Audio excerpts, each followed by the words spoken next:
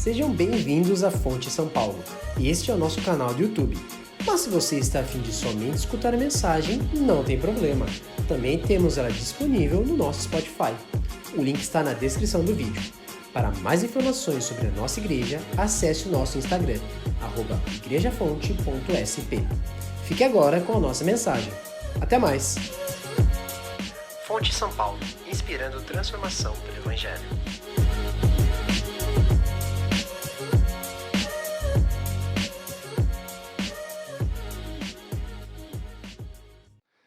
Nós estamos em uma série de mensagens. A série de mensagem que nós estamos pregando chama-se Mindset. A ideia de que existe um modo de pensar que pode ser genuinamente cristão. O termo Mindset é usado de diferentes maneiras, em diferentes ambientes, mas nós usamos aqui como um modelo de pensamento, um modo de pensar.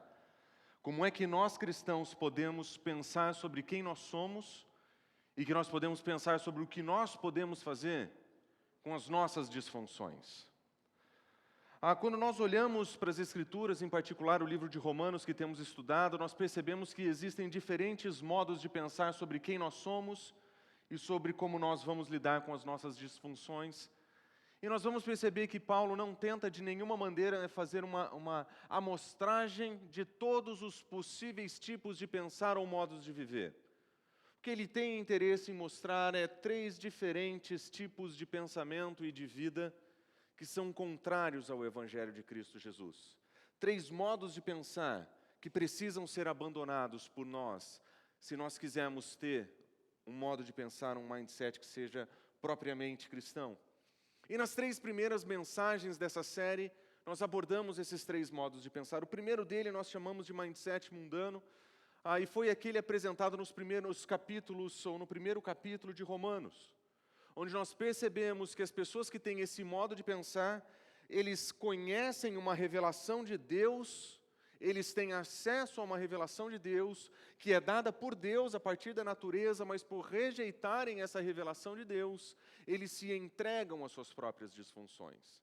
Eles encontram novos ídolos, eles encontram uma nova idolatria, um novo Deus a quem servir, e esse Deus a quem serve, ou no processo de servir esse outro Deus, eles se entregam à idolatria e imoralidade, e eles fazem isso de um modo influente.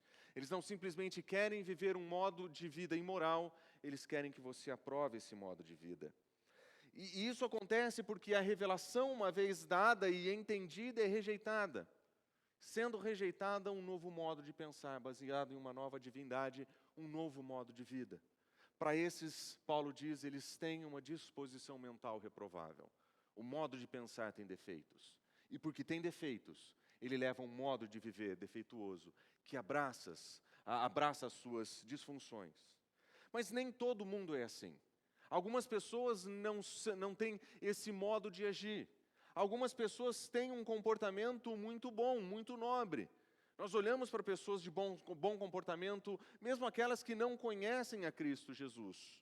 E nós chamamos isso de mindset moralista. São pessoas que, além da revelação de Deus na natureza, reconhecem que existe um padrão moral de certo e errado. E Paulo diz, a lei de Deus foi gravada no coração dos seres humanos para que eles possam saber a diferença entre o certo e o errado. Mas por saberem a diferença entre o certo e o errado, existe no coração dele uma inclinação para o que é ruim. Ele sabe a diferença entre o certo e o errado, mas ele prefere aquilo que é ruim. E Paulo demonstra que essa revelação divina no coração faz com que esse indivíduo se veja juiz das disfunções dos outros. Ele é capaz de dizer onde está o erro, mas ele é incapaz de levar uma vida de acordo com os próprios julgamentos que faz. E essa acho que é a grande maldição da queda, é ser conhecedor do bem e do mal e preferir aquilo que é mal. E Paulo diz, esse modo de pensar, que se sente melhor, porque sabe identificar a diferença entre o certo e o errado, não é suficiente para lidar com as suas próprias disfunções. O pecado que tenazmente nos assedia, os assedia também. E infelizmente, eles são percebidos como hipócritas. Eles não fazem aquilo que eles acreditam e por demonstrarem que querem ser juízes das pessoas, Paulo os lembra que existe um juízo divino no lugar onde eles vão prestar contas. onde Deus vai revelar até mesmo o segredo dos seus corações. Demonstrando que pior do que o imoral, que recebe a justa ira de Deus hoje, o moralista, ele está cultivando a ira de Deus para o dia da ira. E no dia da ira, ele vai prestar contas para o Senhor. Mas existe um terceiro modo de pensar, que esse mindset religioso, que no texto, Paulo nos apresenta a respeito dos judeus. Esse grupo, pior que os dois anteriores, eles conhecem a revelação de Deus na natureza, eles reconhecem a revelação de Deus no coração, mas eles têm algo a mais. A eles foram dadas as palavras de Deus. Eles conhecem a verdade de Deus, a lei de Deus de maneira objetiva. Eles não têm somente um senso de certo e errado. Eles têm uma descrição de certo e errado. Mas esses religiosos que encontram a revelação de Deus, eles respondem com orgulho. Nós temos, nós sabemos, nós somos melhores. Nós somos instrutores de ignorantes. E diante desse orgulho, nós vemos que eles são insuficientes. Por conhecerem a verdade de Deus e preferirem não fazê-la, ou rejeitá-la, eles mostram a sua insuficiência e o seu fracasso. Paulo chama esses indivíduos de hipócritas. E diferente dos outros dois grupos a quem Paulo diz, vocês são indesculpáveis. Esse modo de vida de vocês não tem desculpas. Para o religioso ele diz, vocês são condenáveis. E nós percebemos que existem muitos paralelos entre o judeu daquele dia e o cristão dos nossos dias. Que conhece a revelação de Deus, que sabe a diferença entre o certo e o errado, mas se sente melhor do que as outras pessoas, como se fosse algum tipo especial de gente, uma casta seleta de pessoas espiritualmente elevadas. E nós percebemos que, mesmo nós que conhecemos o Evangelho, mesmo nós cometemos os mesmos equívocos. Por rejeitar a revelação de Deus, dada claramente na natureza, dado claramente em nós, dado de maneira objetiva na Escritura, nós permitimos que esse modo de pensar controle o modo como nós pensamos sobre as nossas disfunções, os nossos equívocos e os nossos pecados. E se nós pudéssemos fazer uma comparação entre todos esses modos de pensar, nós diríamos, todos eles têm acesso a uma revelação de Deus. Todos eles receberam, cada um de maneira mais intensa e objetiva, maior revelação, e porque recebem maior revelação, são mais moralmente responsáveis por responder a ela, e por serem mais moralmente responsáveis por responder a essa revelação de Deus, eles são moralmente mais culpados. O mundano, o mindset mundano responde a essa revelação de Deus com rejeição. O moralista com seu conflito individual e interno, e o religioso com seu fracasso. Todos eles poderiam saber como lidar com seus defeitos e as suas insuficiências e os seus pecados, mas eles fracassam por rejeitar ou viver em conflito, ou quem sabe mesmo fracassar. O mundano manifesta a sua disfunção e imoralidade, o moralista com hipocrisia, mas o religioso é infiel. Ele poderia responder, mas ele não responde à altura. O resultado é que o mindset imoral ou mundano é indesculpável. O moralista, indesculpável. Mas o religioso é condenável. E quando nós olhamos para esses três modos de pensar ou modelos de pensamento, nós percebemos que eles existem entre nós. E que, de certa maneira, nós temos dificuldade com o que tem aqui. Isso não foi escrito para nós. Isso foi escrito para mostrar para nós que existem modos de pensar que são reprováveis e que não deveriam ser o nosso modelo de pensar. O nosso modelo de pensar tinha que ser modelado por aquilo que Paulo diz em Romanos capítulo 3, sobre a graça de Deus no Evangelho. Ele diz, não existe distinção, não importa se você é imoral, não importa se você é moralista, não importa se você é religioso, todos pecaram e estão destituídos da glória de Deus. Não importa a quantidade do seu pecado, o tempo do seu pecado, o quanto você se dedica a ele, não importa o quanto esse pecado faça parte da sua vida. Todos nós falhamos diante de Deus, todos nós somos condenáveis diante de Deus, Todos nós estamos destituídos da sua presença. Mas nós somos gratuitamente justificados por sua graça, por meio da redenção que há em Cristo Jesus. Depois de demonstrar que todos estão debaixo do pecado, Paulo vai dizer: existe graça suficiente para todos, porque não existe distinção. Existe uma graça de Deus disponível para o pecador, para que o pecador, vivendo qualquer que seja a sua disfunção, que ele tenha a possibilidade de redenção, que ele tenha a possibilidade de ser resgatado da sua imoralidade, liberto do seu moralismo e seja destituído da sua religiosidade para que tenha vida com Deus em Cristo Jesus. Essa é a graça divina. Essa é a mentalidade da graça. Não importa quem você foi, não importa o que você fez, Cristo Jesus morreu no seu lugar, para que você possa ter vida plena e abundante com Ele. Essa é a mensagem do Evangelho. Mas Paulo não para aqui. Ele vai dizer que nós precisamos adotar agora o modo de pensar desse Evangelho. Existe um outro modo de lidar com as nossas insuficiências. Porque não é porque Cristo morreu em nosso lugar que nós somos automaticamente destituídos dos nossos fracassos. Nós também podemos viver vida imoral. Nós também podemos ter vida imoralista. Nós também podemos ser religiosos e vazios. Mas se nós adotarmos o modo de pensar da graça e do Evangelho, se nós adotarmos o mindset do Evangelho e nós começarmos a analisar e a observar a vida a partir do Evangelho, nós aprendemos com Cristo Jesus como é que nós vamos lidar com as nossas disfunções. Porque, na verdade, meus irmãos, nós reunidos aqui, todos nós, cada um a seu modo, manifesta uma disfunção de maneira muito clara. Eu não conheço a sua vida e eu sei que você é um pecador miserável. Você não me conhece, mas saiba, eu também sou.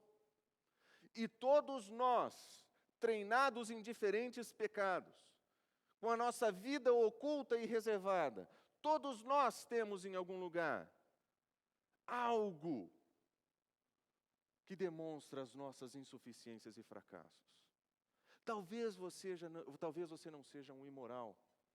Talvez você não seja um moralista, mas você é um religioso. Eventualmente nós somos todos.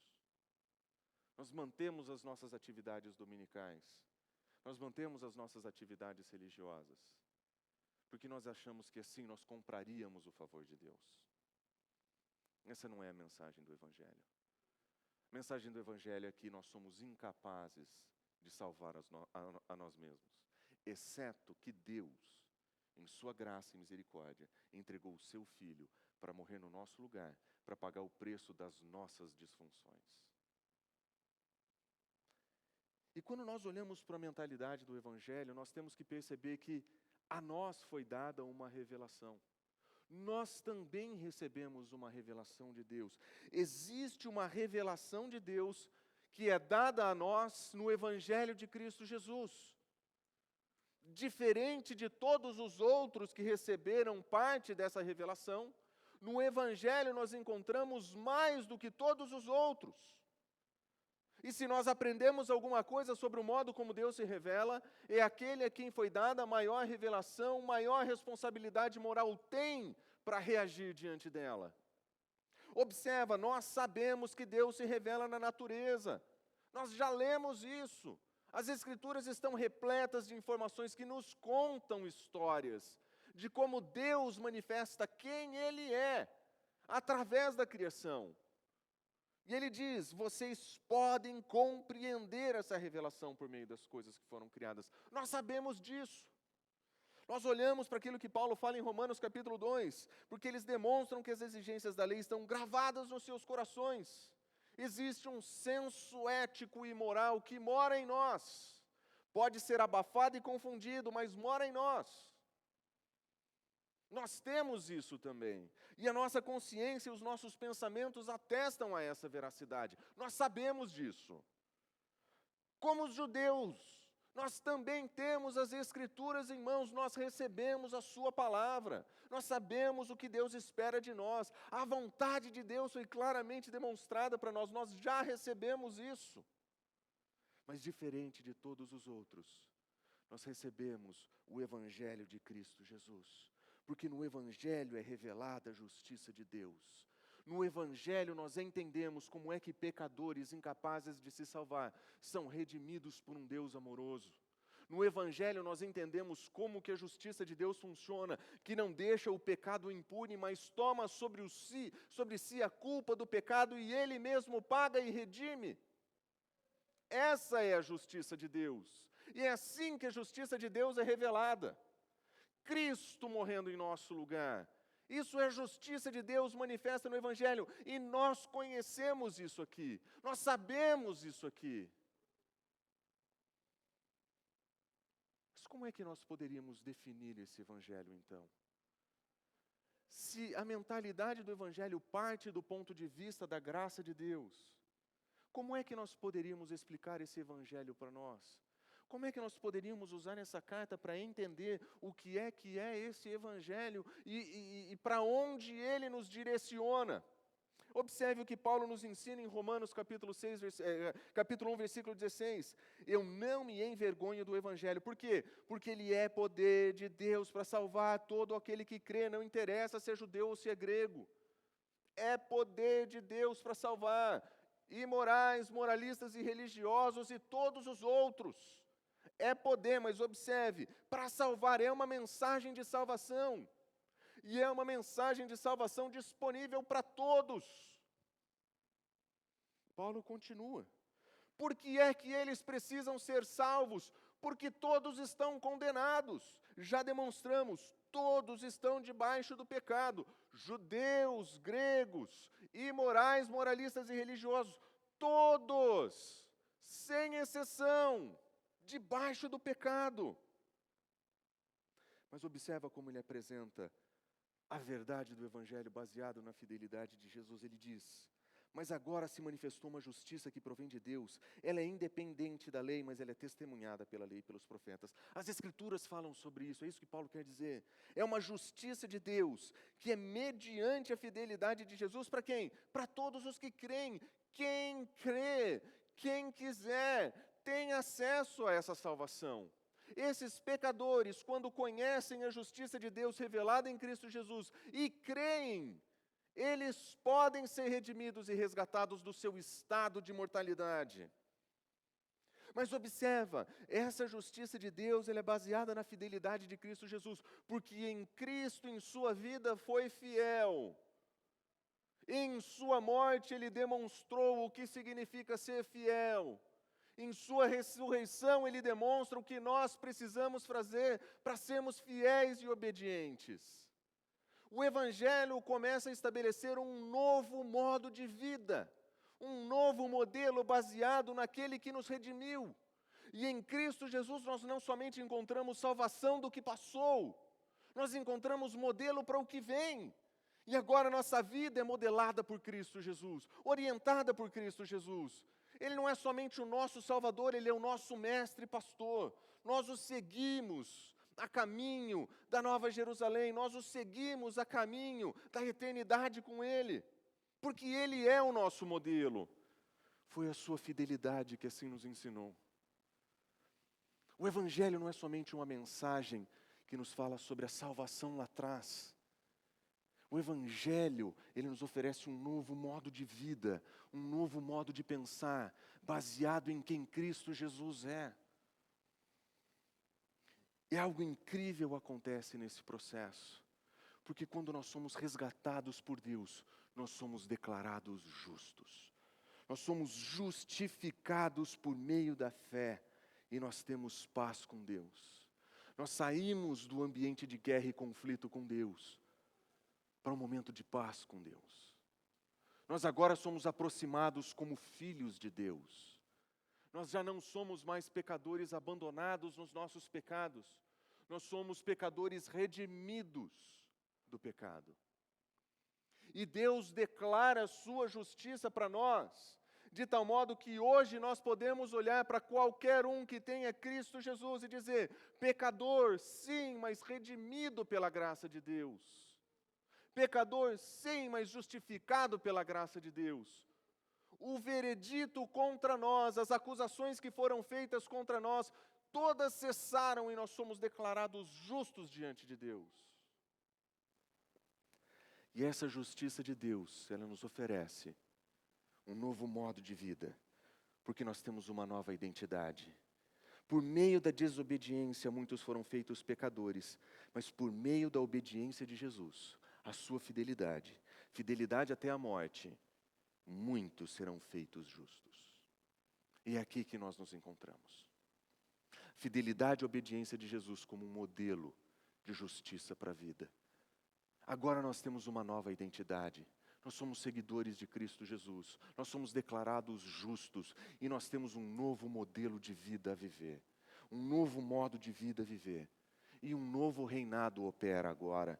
Porque onde aumentou o pecado, transbordou a graça. De modo que o pecado reina na morte. Agora a graça reina pela justiça para conceder vida eterna mediante Jesus.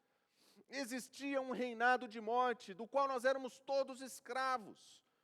Debaixo do reinado da morte, nós todos escravos do pecado, feitos para andar no pecado, e para viver no pecado, e abraçar as nossas disfunções. Mas existe um novo reinado da graça. E no reinado da graça, opera a graça e a justiça de Deus. De tal modo que, onde havia pecado, superabunda a graça. E nós temos graça abundante disponível para nós. Porque essa é a mensagem do Evangelho. Não é somente a mensagem que nos salva, mas é o modelo que orienta a nossa vida. Uma nova identidade, um novo reinado, um novo propósito. É isso que nós ganhamos. E quando nós temos esse ponto de partida, quando o nosso ponto de partida para pensar sobre quem nós somos é baseado e orientado pelo Evangelho, nós precisamos nos perguntar então, como é que a mentalidade do Evangelho me ajuda a lidar com as minhas disfunções? Como é que a mentalidade do Evangelho resolve o meu problema? Como esse mindset do Evangelho opera? E no capítulo 6, versículo 1, Paulo é muito claro quando ele pergunta: então o que é que nós vamos dizer? Nós vamos continuar pecando para que tenhamos mais graça? Nós vamos abraçar as nossas disfunções então? Uma vez que nós temos os nossos pecados perdoados e onde tem pecado superabunda a graça, então o nosso modelo de vida é uma vida marcada pelo pecado, marcada pelas disfunções, marcada pelos meus problemas, é isso? Paulo vai dizer, de maneira nenhuma. Nós que morremos para o pecado, como é que nós vamos continuar a viver nele? Paulo vai dar um passo além no Evangelho, ele vai dizer que nós em Cristo Jesus morremos com Cristo Jesus. E que em Cristo Jesus nós fomos ressuscitados. E a imagem e a figura da morte para o pecado, para uma vida de justiça, baseado na morte e na ressurreição de Jesus, vai se tornar um símbolo para descrever a nossa vida em Cristo Jesus. Paulo vai demonstrar que nós morremos para o pecado. Nós morremos para o pecado. Nós não precisamos viver escravos do pecado. Que existe graça suficiente para nos redimir do pecado e nos colocar em um novo reinado, para que a gente não precisa mais servir como escravo ao pecado, porque nós somos libertos disso. E Paulo vai nos mostrar que a mentalidade do Evangelho muda completamente o modo como nós vemos as nossas disfunções e como nós lidamos com os nossos fracassos. Porque conhecer a mensagem do Evangelho, embora seja muito importante, ele não vai resolver, somente conhecer essa mensagem, não vai ensinar a você como lidar com o seu pecado e com a sua disfunção. E uma coisa que eu acho sensacional no modo como Paulo vai nos ensinar a fazer isso, é que ele não vai dar uma lista de A, Bs e Cs, de 1, 2 e 3, para cada tipo de disfunção. Ele vai estabelecer o padrão. E a partir do padrão, nós vamos precisar lidar com os nossos erros e os nossos pecados. Porque Ele estabelece o padrão e o modelo. E baseado no padrão e no modelo, nós podemos reagir a Ele. Existem 3 princípios que Paulo vai apresentar sobre o modo de pensar cristão. 3 princípios. Esses 3 princípios vão nos mostrar que o modo de pensar sobre quem nós somos e o que nós fazemos tem que mudar. O nosso modo de pensar tem que mudar. E o primeiro princípio que Paulo estabelece é que nós precisamos reconhecer quem nós somos. Existe um reconhecimento necessário que diz respeito ao modo como nós vemos a nossa própria identidade. Paulo vai dizer o seguinte em Romanos capítulo 6, versículo 11. Dessa forma, considerem-se mortos para o pecado.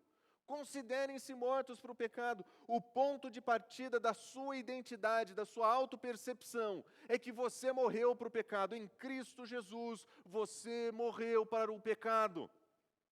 E o que é bonito na palavra que Paulo usa aqui, é que ela descreve um processo mental. Você tem que considerar, o seu modo de pensar tem que ser diferente. E melhor ainda, se você volta para o capítulo anterior, você vai perceber que Paulo fala: vocês foram declarados justos diante de Deus. O mesmo verbo para declarar justo é o mesmo verbo usado aqui para reconhecer. É como se Paulo estivesse dizendo: aquilo que Deus fez por você em Cristo Jesus tem que ser o que você acredita sobre quem você é em Cristo Jesus. Você foi declarado justo e agora você se considera morto para o pecado.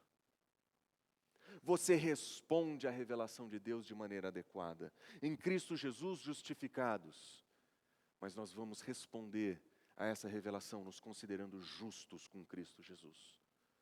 Esse processo começa na sua autopercepção, a sua consciência de quem você é, da sua nova identidade. Você não é definido pelos seus pecados. Você não é definido por suas preferências. Você não é definido por os seus partidos ou as suas ideologias políticas. Você não é definido por sua profissão. A sua identidade não é essa. A sua identidade é pecador, redimido, feito justo em Cristo Jesus, antes de qualquer coisa. O pecado que uma vez te definiu, a tua percepção de identidade baseada no modo como você se relaciona com pessoas que uma vez te definiu, não te define mais. Em Cristo Jesus nós somos nova criatura, mortos para o pecado, vivos para a vida eterna. E isso muda o modo como nós entendemos, porque Paulo vai dizer que a nossa identidade em Cristo Jesus, ela é manifesta na nossa união com Ele. E a linguagem que Paulo vai descrever aqui é o batismo. E a linguagem do batismo que ele usa aqui poderia significar uma de 2 coisas. Ou ele descreve a salvação como um ato de iniciação e batismo, ou ele descreve o ritual do batismo como um processo de iniciação. Seja como for, o início da vida, seja ele apresentado no processo da salvação, seja ele um símbolo que represente aquilo que aconteceu no início da salvação, no ritual, seja como for, é essa identidade com Cristo Jesus que mostra quem nós somos.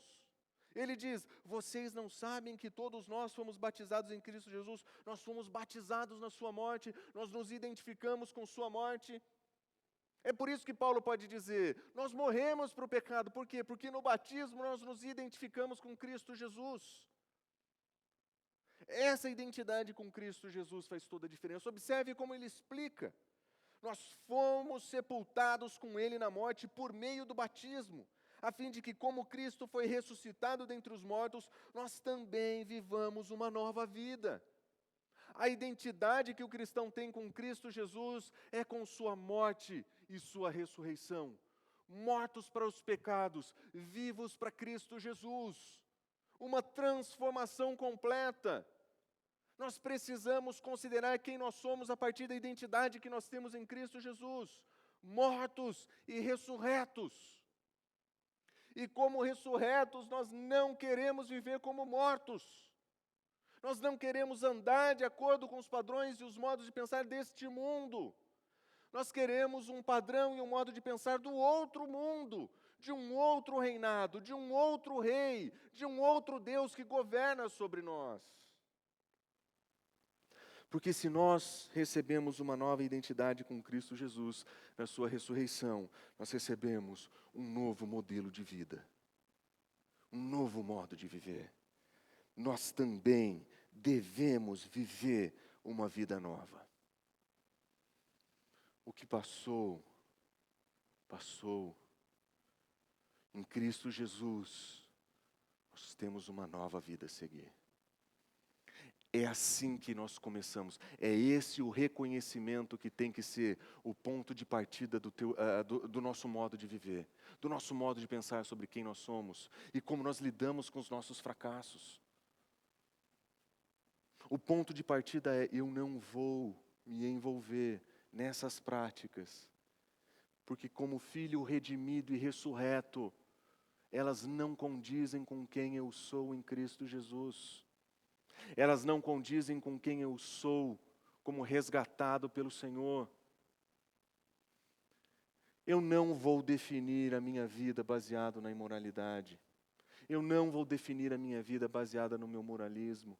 Eu não vou definir a minha vida baseada na religiosidade. Eu defino minha vida na morte de Cristo Jesus e na sua ressurreição. Morto para o pecado, vivo para a vida eterna. Completamente transformado e redimido. E esse processo começa aqui. Pare por um momento e pense no modo como as suas disfunções entram aos poucos na sua vida. Como aos poucos nós temos sido convidados à prática do mal, que nós sabemos que é errado e contra Deus.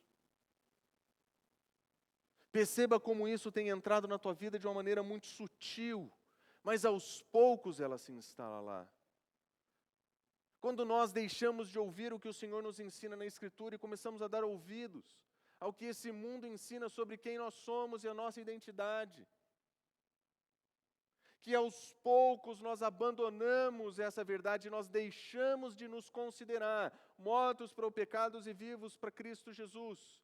E nós abandonamos esse modo de pensar e aos poucos nós encontramos desculpas para fazer o que fazemos. Fundamentos para fazer o que fazemos. Desculpas para viver uma vida longe do Senhor.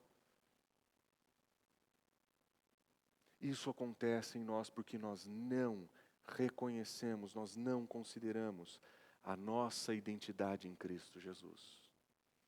Nós nos esquecemos de quem nós somos de verdade, como filhos de Deus. E quando isso acontece, aos poucos, a mentalidade desse mundo, o modo de pensar dessa vida, encontra morada em nós. Porque se nós morremos com Cristo Jesus e nós fomos ressuscitados com Ele, nós fomos convidados a uma nova realidade. Dessa forma nós fomos unidos com Ele, observe, nós fomos unidos com Cristo Jesus, na semelhança da sua morte. Certamente o seremos também na semelhança da sua ressurreição. Paulo está dizendo o seguinte: aquilo que aconteceu com Cristo Jesus vai acontecer conosco. Ele morreu e ressuscitou. Nós morremos para o pecado e um dia nós vamos desfrutar da ressurreição final. Mas enquanto isso não acontece, nós vivemos hoje como se nós já tivéssemos ressuscitado com Ele. E é aqui que reside o nosso conflito. Porque nós nos consideramos como ressurretos, aquilo que vai acontecer. Mas nós vivemos hoje como se estivéssemos lá. Nós vivemos hoje na expectativa de tudo que tem por acontecer. Da transformação e da restauração final de todas as coisas. Paulo está dizendo para nós que o Evangelho ele estabelece um modo de pensar que define o meu passado em Cristo Jesus, que modela o meu presente com Cristo Jesus e que define também a minha esperança em Cristo Jesus. E quando eu lembro de quem eu era e quem eu sou, e eu lembro do que eu serei, porque um dia nós estaremos diante dele, e nós o veremos como ele é, e nós seremos como ele é, e quando eu lembro disso, o meu modo de vida muda. Meu modo de pensar sobre quem eu sou muda. porque eu preciso reconhecer quem eu sou.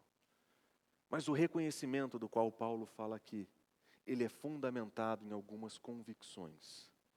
Existem algumas convicções que nós precisamos adotar para que esse reconhecimento tenha fundamento para nós.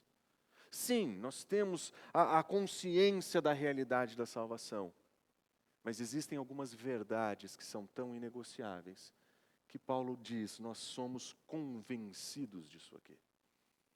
E é baseado nessas verdades que a nossa visão de quem nós somos pode ser transformada. Observe o que ele diz.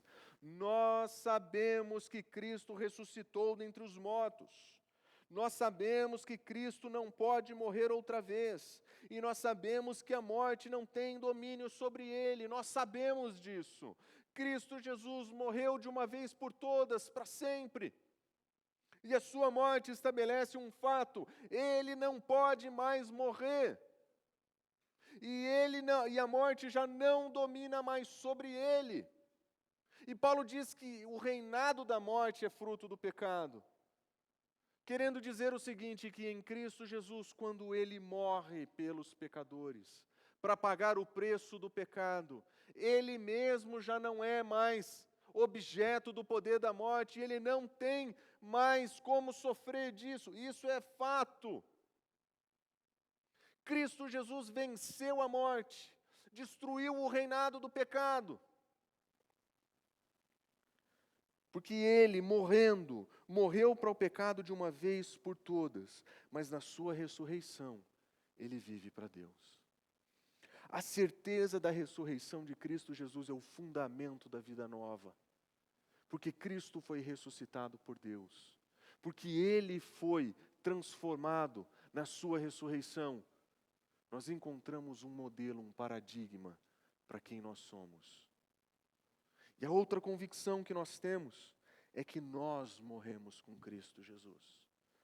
Nós sabemos, o nosso velho homem foi crucificado com ele, para que o corpo do pecado seja destruído e nós não sejamos mais escravos do pecado, porque quem morreu foi justificado. A outra certeza que nós temos é que na nossa identidade com Cristo Jesus, na nossa união com ele no batismo, o nosso corpo mortal, a nossa pecaminosidade, os nossos fracassos e as nossas disfunções foram crucificados com Cristo Jesus. Jesus Cristo, quando ele diz que ele se fez pecado por nós, significa que até mesmo os nossos pecados e as nossas disfunções estavam sobre ele.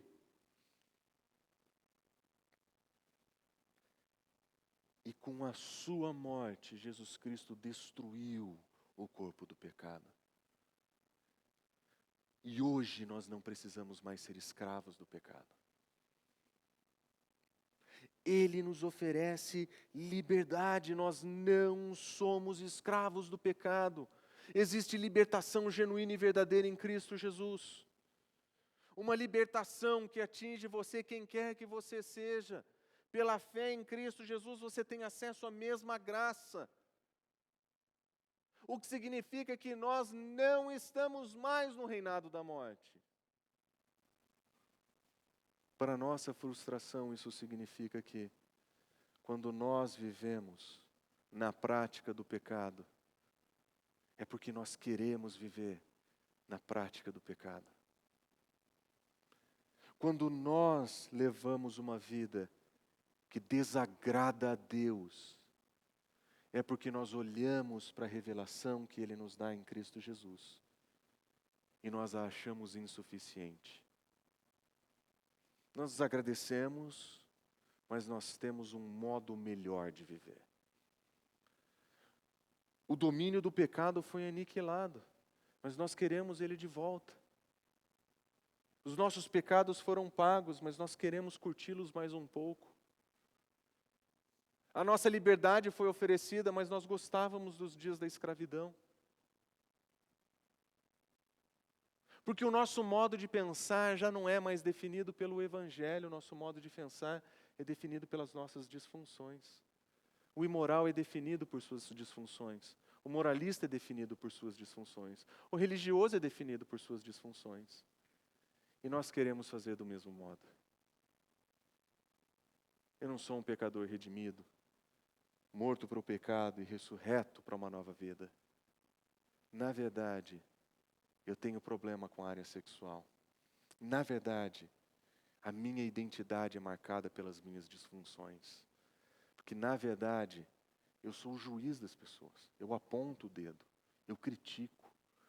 Eu sou religioso, afinal de contas. Uma casta elevada. E quando as nossas disfunções são o cerne da nossa identidade, nós nos comportamos exatamente como aqueles que não conhecem a Cristo Jesus. Mas quanto maior a revelação, maior a responsabilidade moral. É por isso que o autor de Hebreus diz: como é que nós vamos escapar se nós ignorarmos tão grande salvação? O alerta que ele nos oferece é: tendo o conhecimento da graça de Deus e do que Cristo Jesus fez por nós, se nós optarmos por uma vida em pecado, se nós optarmos por definir quem nós somos baseados nas nossas disfunções, nós vamos prestar contas para Deus. Nós vamos prestar contas para Deus. E um dia nós vamos ter que explicar para Ele o que é que nós fizemos com o Salvador e Redentor que Ele nos deu. Com a salvação que em Cristo Jesus Ele nos ofereceu. Que em amor Ele se entregou por nós, para nos salvar e para nos redimir. Isso significa que você vai perder sua salvação? De maneira nenhuma. Aqueles a quem Cristo comprou são dele, e ninguém tira da mão, nem morte, nem vida, nem principados, nem nada do presente, nem do porvir, pode tirar os filhos de Deus da mão dele. Nós estamos seguros em Cristo Jesus, mas nós não fomos chamados para sermos folgados, omissos, desobedientes. Porque a fidelidade de Cristo Jesus e a sua obediência são um modelo de vida para aqueles que se dizem seguidores de Cristo Jesus. Um novo modo de pensar, um novo modo de vida, um novo reinado. Se nós morremos com Cristo, nós cremos também, nós vamos viver com Ele. Se a nossa identidade é definida pela nossa união com Cristo Jesus na morte, nós sabemos que com Ele nós vamos viver. E a nossa vida hoje tem que ser marcada pela presença dEle em nós, até o dia em que nós estaremos presencialmente com Ele. É isso que a mentalidade do Evangelho nos ensina. Nós temos que reconhecer quem nós somos. E nós temos que estabelecer convicções sólidas e firmes para sustentar esse reconhecimento. Mas isso não é suficiente. Nós precisamos de um comportamento que represente essa verdade.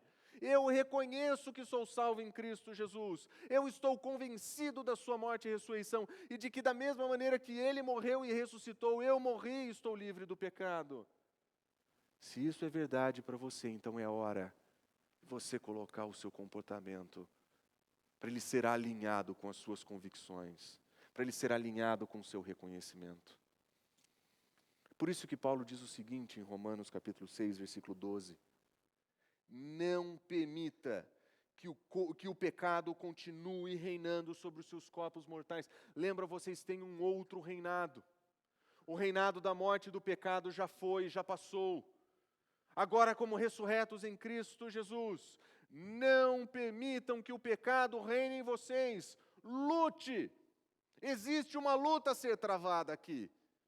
Existe uma luta de reagir contra os poderes da morte que operam no nosso pecado, nas nossas fraquezas e nas nossas disfunções.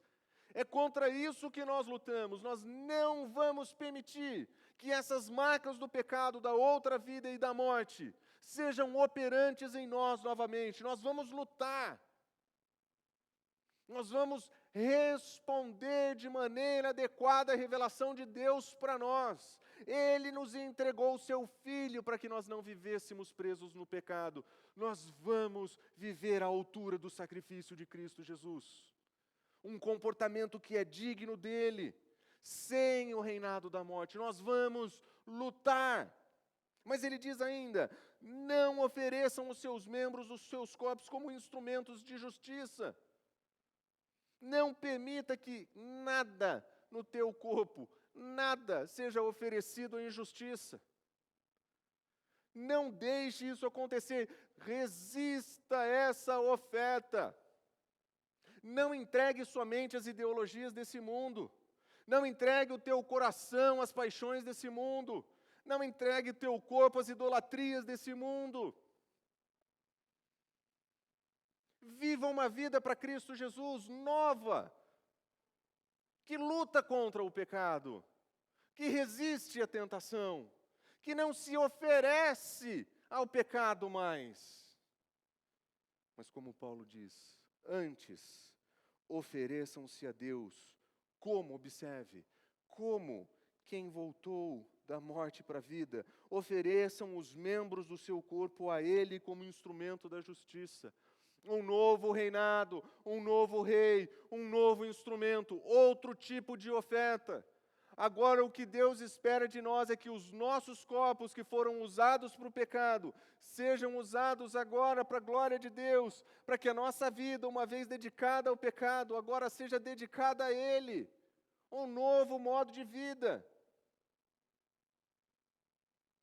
Ofereçam-se a Deus. A resposta de Paulo para as nossas disfunções é: reconheça quem você é, tenha suas convicções no lugar, e agora você vai se entregar a Deus. E tendo se entregado a Deus, você vai se oferecer por completo, para que a tua vida seja instrumento de justiça nesse mundo. Para que eu e você possamos ser agentes de Cristo nesse mundo. Para que eu e você possamos colocar a nossa identidade em Cristo Jesus para funcionar. Porque nós não somos melhores que ninguém. Nós só fomos redimidos e temos um novo Senhor. Nós nos oferecemos a Ele tudo o que nós temos para ser instrumento dEle. Isso significa que o teu trabalho é instrumento de Deus nesse mundo. Isso significa que a tua vocação pode ser instrumento de Deus nesse mundo. Isso significa que as tuas vocações podem ser instrumento de Deus nesse mundo. Isso significa que a tua mente, o teu coração podem ser instrumentos de Deus no mundo. Porque quando nós entendemos quem nós somos, baseado nas convicções que nós temos, nós precisamos ter um outro comportamento nesse mundo. Nós não podemos cair na tentação de nivelar por baixo e dizer: todo mundo faz isso, é sempre assim. Esqueça isso. De mediocridade já basta o país onde a gente mora. Nós não podemos permitir que os filhos de Cristo Jesus sejam medíocres. O nosso Senhor não poupou nada para nós, Ele entregou tudo o que tinha. E é esse o padrão que você tem que ter para a tua vida. Esse é o modelo de Deus que tem que existir na tua vida. Uma entrega que é completa, uma oferta que é completa. Jesus Cristo não poupou nada por você. Ofereça-se a Deus e ofereça os seus membros para Cristo Jesus. Porque o pecado não reinará sobre vocês. O pecado não reinará sobre vocês. Se vocês se oferecerem, se nós nos oferecemos ao Senhor, se nós nos oferecemos os nossos membros ao Senhor, a nossa vida a Ele, o pecado não vai mais operar em nós. Nós vamos aprender o significado da palavra liberdade, de fato, livres de verdade, em um mundo de escravidão, mas verdadeiramente livres. Porque o modo de pensar do Evangelho transforma o modo como nós vamos viver. O padrão da nossa vida é a fidelidade e obediência de Cristo Jesus. Nada diferente disso. Qualquer substituto para a fidelidade e obediência de Jesus como um modelo para a vida hoje é mentira e ilusão. Resgatados por Cristo Jesus, mas uma vida para Cristo Jesus. Essa é a mentalidade do Evangelho. nossa identidade em Cristo Jesus, as nossas convicções em Cristo Jesus, o nosso comportamento em Cristo Jesus. Essa é a mentalidade do Evangelho. Isso muda tudo. Esse é o nosso desafio. Viver agora, hoje, como se nós já estivéssemos com Ele lá. Mas são as nossas convicções e reconhecimentos que vão permitir que o nosso comportamento corresponda a isso. Por isso eu queria fazer uma pergunta para você. Tem o pecado reinado na sua vida? Tem alguma área no teu coração, na tua vida, no teu pensamento, no modo como você enxerga a vida, que manifesta que esse pecado reina sobre você? Existe uma área do teu coração e dos teus pensamentos que é dominado pela mentira? Que é dominado pelos padrões desse mundo? Porque se existe isso na sua vida, o conselho de Paulo é: entregue-se a Deus e o seu corpo, essa área da sua vida, para ser instrumento de justiça para Ele. Você luta com a área sexual, entrega os teus membros para Ele.